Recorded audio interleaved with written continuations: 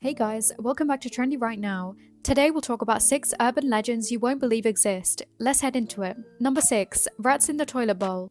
Around 3 a.m., you stagger into the bathroom to relieve yourself. You raise the lid and line yourself over the toilet, groggy from sleep. Splashing can be heard. When you turn on the lamp, you see a rat in the bowl staring back at you. You'll never be the same after that. Animals in sewers have long been the subject of urban legends, especially the one about baby alligators being flushed down toilets and rising to adult size in waste channels. New York is the most frequently mentioned city. Although alligators and crocodiles have been discovered in New York, they are usually released and found above ground, and it's believed that the city is too cold for them to live long. Having a mouse in your bathroom inches from your most fragile body parts is a different kind of domestic terror, and one that is entirely plausible. Toilet drain pipes are usually 3 inches in diameter or larger, providing plenty of space for a rat to climb up. Because of the undigested food and feces, animals are drawn to sewer lines and can pass through pipes until emerging through an opening and into your bathroom. And yes, rats can be a handful after they've completed their journey. In 1999, a female survivor in Petersburg, Virginia, was bitten on the rump by an aquatic rodent. The problem is so widespread in Seattle that city officials have issued recommendations about what to do if you come across one. Number 5. The Legend of Polybius. Vintage video gamers have long told tales of a coin-operated arcade game from the early 1980s in Portland that had the odd side effects on its users. The game, dubbed Polybius, was said to have caused disorientation,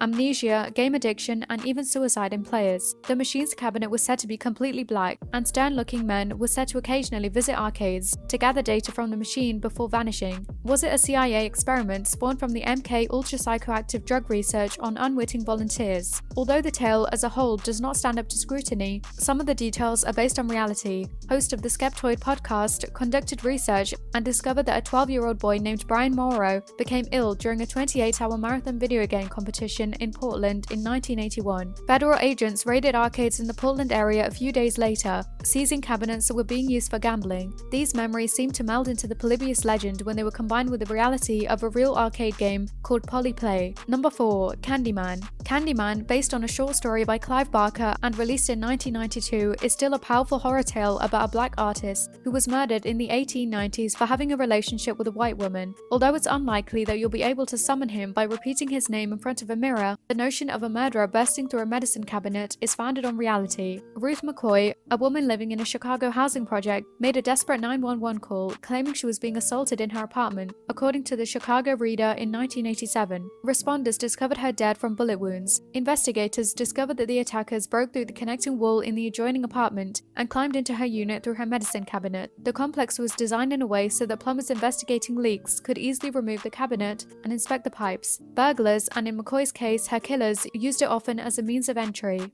Number 3. Cropsey. For years, kids on Staten Island and surrounding areas have been telling stories about Cropsey, a boogeyman who lived in the woods and had a nocturnal habit of disemboweling girls. No doubt, parents assuaged their children's concerns by assuring them that no such creature existed. He did, however. Andre Rand was tried and convicted of kidnapping a child in 1987. Rand was later discovered to be linked to a spate of child abductions in the 1970s. He had previously operated at Willowbrook, a now defunct mental facility. Though he denies involvement in any other cases, it's clear that Rand's actions had a significant impact on the subsequent word-of-mouth tales. Number 2. The Leaping Lawyer. Residents of Toronto would eventually learn about a lawyer who had a strange habit of running full bore into his office windows to show how solid he was. When he smashed into a window and went sailing to his grave, this habit caught up with him. Gary Hoy, a senior partner in a local law firm with an office on the 24th floor, indulged in this pastime. To please some visiting law students, Hoy made his signature tackle against a window on July 9, 1993. He died when the pane eventually broke and he fell to his death. In a eulogy, managing partner Peter Lawyers described Hoy as one of the firm's best and brightest. Number 1. The Body Under the Bed. Couples on vacation,